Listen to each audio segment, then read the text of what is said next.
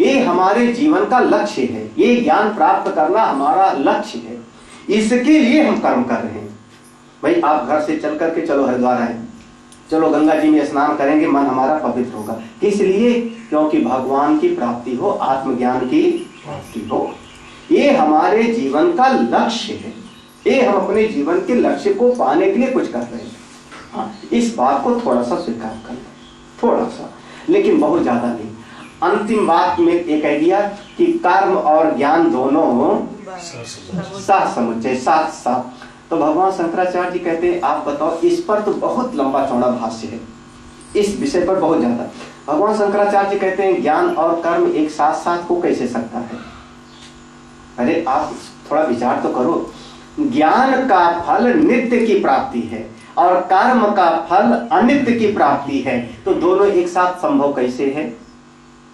नित्य और अनित्य दोनों की प्राप्ति एक साथ कैसे संभव है? फल की दृष्टि से देखो तो दोनों में बड़ा भेद है, इसलिए दोनों एक साथ नहीं हो सकता।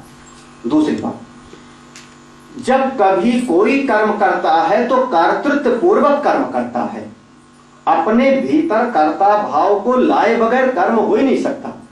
मैं करने वाला हूं, इस भाव को भीतर लाओगे तब आपसे कोई ना कोई क्रिया होगी। मैं पूजा करने जा रहा हूं, मैं हवन करने जा रहा हूं, मैं तप यज्ञ करने जा रहा हूं, तो ज्ञान के मार्ग में और कर्म के मार्ग में बहुत बड़ा फर्क कि कर्म के मार्ग में कर्ता भाव की जरूरत पड़ती है और ज्ञान के मार्ग में कर्ता भाव का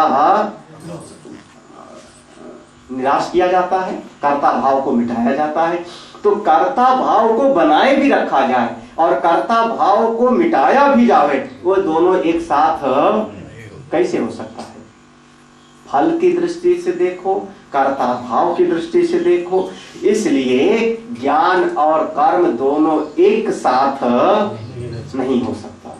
रेल की पटरी के जैसे आप कह दो एक साथ संभव नहीं है। आप कर्म भी करते रहे, ज्ञान भी प्राप्त कर, संभव नहीं।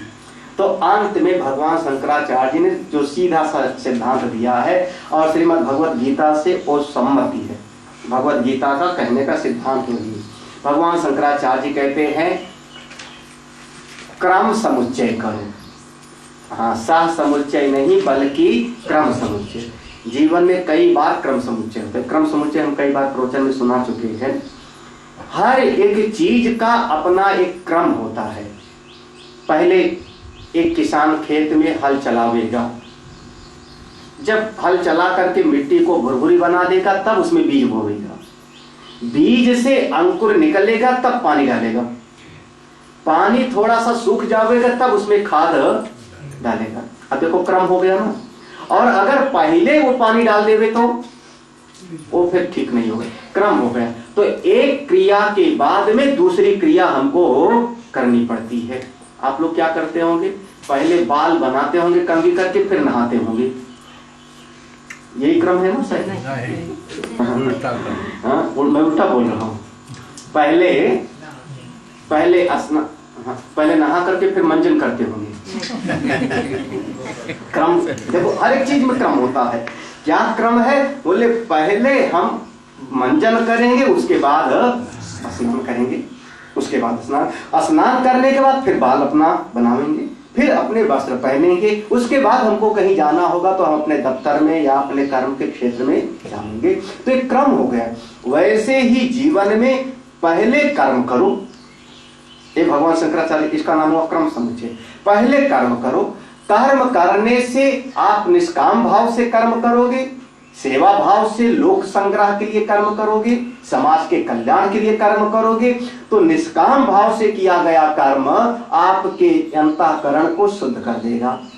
सकाम भाव से कर्म करोगे तो आपकी कामना की पूर्ति होगी, और निष्काम भाव से कर्म करोगे तो निष्काम भाव से किया गया कर्म हमारे चित्त को शुद्ध कर देगा। जिस समय चित्त शुद्ध हो जावे, दृष्टांत वही ले लो, पहले बर्तन को मांजो, जब बर्तन साफ हो जाए तब उसको लेके गाय के पास जाओ, दूध दुहो उस शुद्ध बर्तन में। अगर उसमें पहले ही नींबू का रस लगा हुआ है और फिर आप गाय के पास गए दूध दुहने के लिए, तो आपका वो दूध भी व्यर्थ हो जाएगा। वैसे ही पहले कर्म करो, कर्म करके अपने इस पात्र को पवित्र कर लो, चित्त को शुद्ध कर लो। चित्तस्य शुद्धये कर्म, जब मन शुद्ध हो गया, पवित्र हो गया, तब शुद्ध मन को लेकर के फिर किसी संत के पास जाओ। तद विद्धि प्रणिपातेन परिप्रश्नेन, याद आया ना, चौथे अध्याय में ही है, चौथे अध्याय में, उपदेक्षन्ति ते ज्ञानम ज्ञानस्तत्व यज् ज्ञात्वा न पुनर्मोहम एवं यास्यसि पांडव। जिस ज्ञान को प्राप्त करके अर्जुन ऐसा मोह तुझको दोबारा नहीं होगा जैसा आज हुआ, तो अपने शुद्ध मन को लेकर के तब संत के पास जाओ। फिर अपने शुद्ध मन में अब ज्ञान को प्राप्त करो, अब ज्ञान रखो। जैसे गाय के पास जा करके अब ज्ञान, हाँ। और गोस्वामी जी ने इस प्रसंग को, ज्ञान के प्रसंग को बड़े विस्तार में उत्तरकांड में लिया है। उत्तरकांड बहुत बढ़िया। सात्विक कैसा हो, गाय कैसी हो, फिर गाय अपने आप थनों में दूध नहीं निकलेगा, उसके सामने एक बछड़ा हो, आप किसी महात्मा के पास जाके खड़े हो जाओ, लाओ महाराज ज्ञान दे दो, बोले नहीं, पहले उसके ममता जगाओ। जैसे बछड़े को सामने रखा तो उसके भीतर ममता जगती है। और कई बार देखा गया, भैंस का वो पड़वा ही समझते होंगे, सब लोग ना समझते हो, हाँ, क्या कहते हैं, कटरा, कटरा जो कह दो, वो मर गया, वो मर जाता है तो उसकी खाल में भूसा भर करके रख रहती है। अब हम समझते हैं कि भैंस को पता नहीं होगा कि अब असली है कि नकली, लेकिन सामने रखते हैं तो दूध उसके। तो ऐसे ही गोस्वामी जी लिखते हैं कि संत के पास जाओ और उनका ज्ञान चाहिए तो पहले उनको ऐसे ममता से किसी तरीके से पहनाओ। ये गोस्वामी वहां पर ऐसे लिखते हैं। और क्या करना पड़ेगा,